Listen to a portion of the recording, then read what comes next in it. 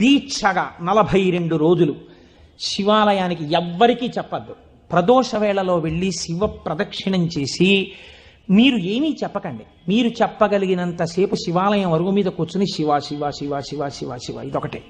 ఒక 42 రోజులు ఈ దరిద్రాన్ని మీ కష్టాల్ని అనుభవించి చూడండి అన్నాడు. మీరు నమ్ముతారా?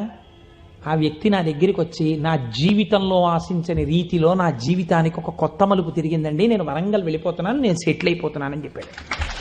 ఆ వ్యక్తే నాకు ఈ మధ్యనే మళ్ళీ ఫోన్ చేసి, కోటేశ్వరారు ఇప్పుడు నేను ఎంత ఆనందంగా ఉన్నానోనండి, ఒక్కసారి మీరేమైనా వరంగల్ వస్తారేమిటండి ఉపన్యాసాలకి, మీ దర్శనానికి వద్దాం అనుకుంటున్నాను, నేను కూడా కాకినాడ అన్నాడు.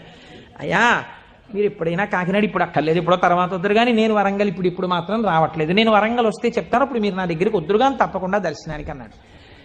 కళ్యాణి అందులో అంటారే, ఏతి జీవంతిమానందో నరం వర్ష శతాదపి అంటుంది సుందరకాండ. 100 ఏళ్ళు